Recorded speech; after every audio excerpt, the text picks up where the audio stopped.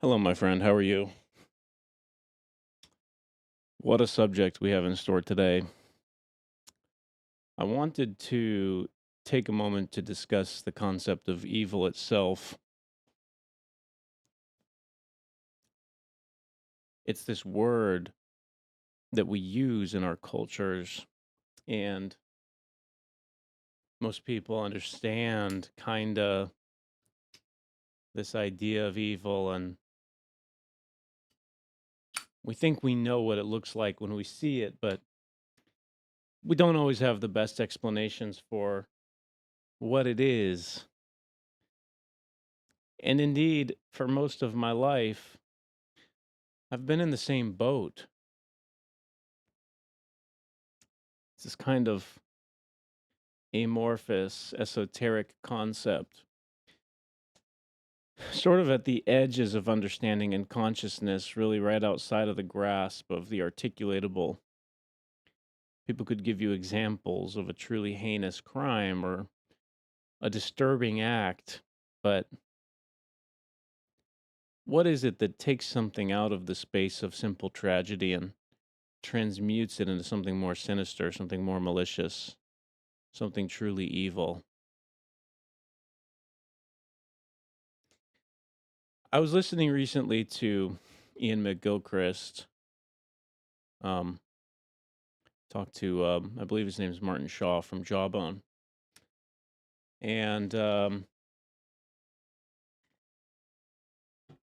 was a profoundly enlightening conversation. Two brilliant men having a chat about some of the more difficult concepts, but also some of the more important concepts. And they both had their takes and their opinions and their contributions. But I found one of the contributions by Ian particularly brilliant. He mentioned this notion that, that the evil, or perhaps even said all evil, comes in the form of good, or at least in the disguise of good. And it was in hearing this that I realized,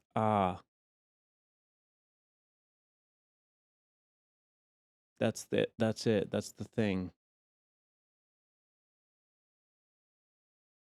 It's the lie and the deception, it's the untruth, it's the poison, it's the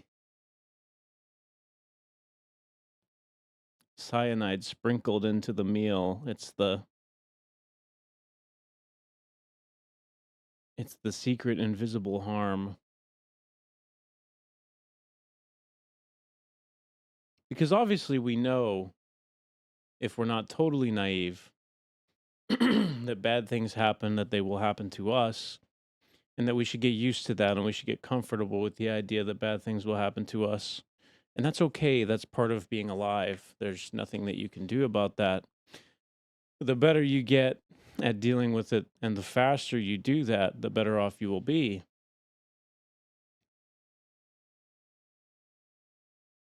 But evil doesn't even give you the chance to see it coming.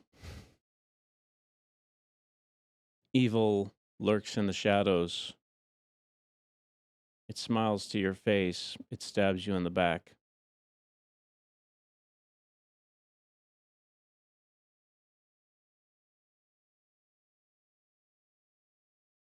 I think we all have the proclivity to be evil.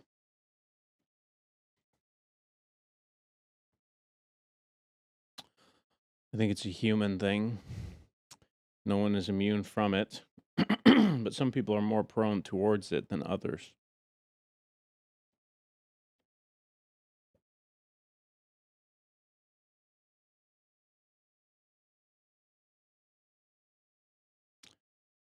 So, what should we do about the fact of evil?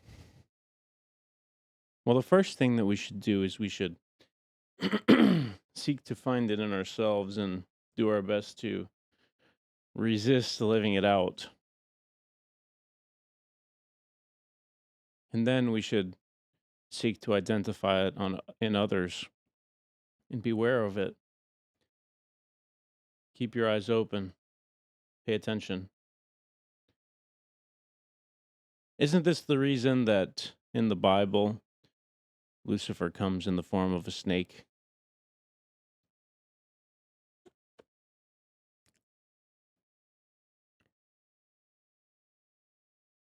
The snake who slithers in and deceives as his first action.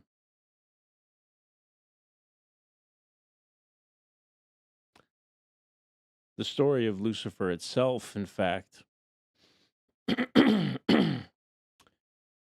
his own delusion, self aggrandizement, and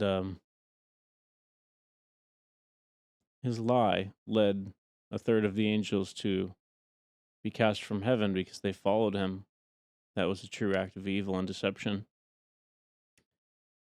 And indeed, in the garden with Eve, more deception. And in fact, in the story of Job, when Satan makes his wager with God, he's unable to break Job's spirit. And all of the trials that Satan puts him through, in a sense, are false trials that he didn't deserve. And yet, Job suffered and came through them with his faith intact. And Job highlights the antidote, the resolution to evil. When evil approaches you and attempts to have its way with you, how do you overcome it? Well, you walk like Job.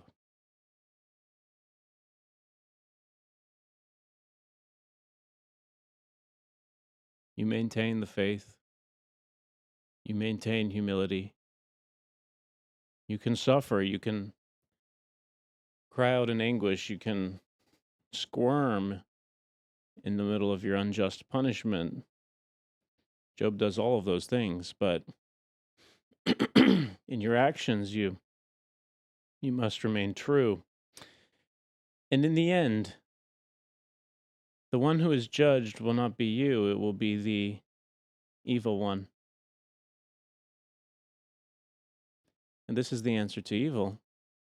This is the answer to evil which works across time.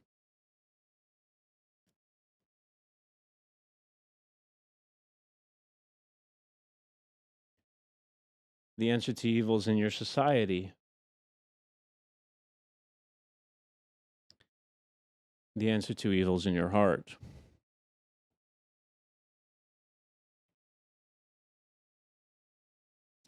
And the problem with evil is that there's no guarantee that you'll survive.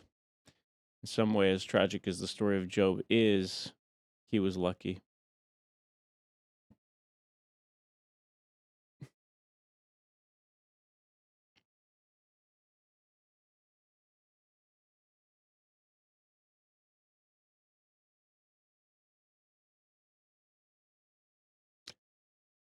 I was reading quotes online. I was looking into King Baldwin, one of the great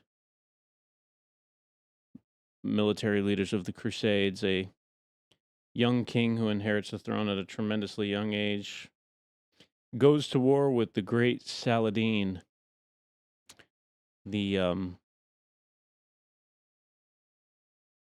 believe the king of Egypt is what it was. And somehow he wins. And I forgot to mention an important detail. King Baldwin had leprosy. It's a tremendously challenging life. And the young king, at the age of 13, not only did he fight in the battle with his army against King Saladin, he fought on the front line.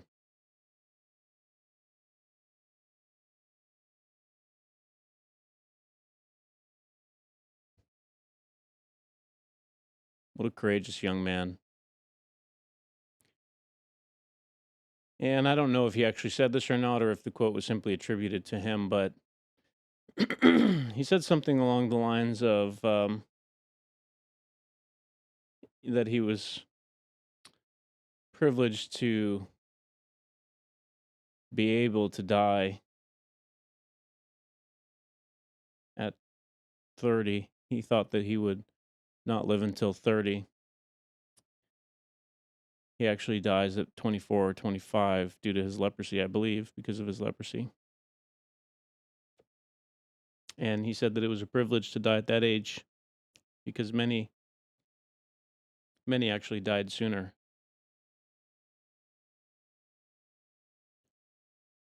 That's an incredible humility. That's a young man who knew the antidote to evil and tragedy. And he was willing to be side by side with his warriors on the battlefield in the Crusades. Perhaps heroic, or perhaps he was actually empowered by his condition. I can relate to that. When you have some health issues, there's something almost somewhat freeing about it, isn't there? You get a taste of your own mortality, and some of the fear of death drifts away, doesn't it?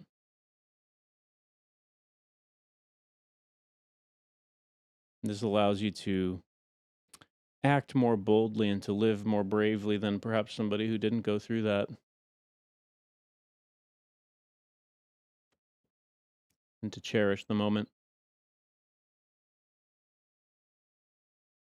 And in a way, once you've tasted your mortality, once you know that you will die,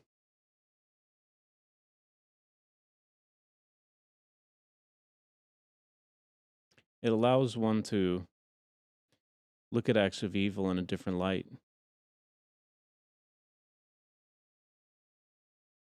It allows one to say, is that all you've got? Somebody can take your body if they take your life, but they cannot take your spirit and your soul.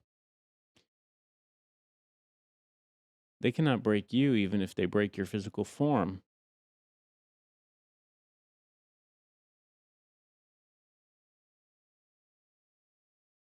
And I think that our capacity to resist evil is the same. We have the ability to look at evil and say, this too shall pass.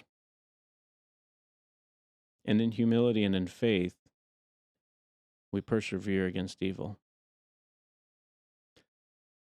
And with that, I want to wish you a very good morning. This video will be uploading in the morning. It's 7:30 here.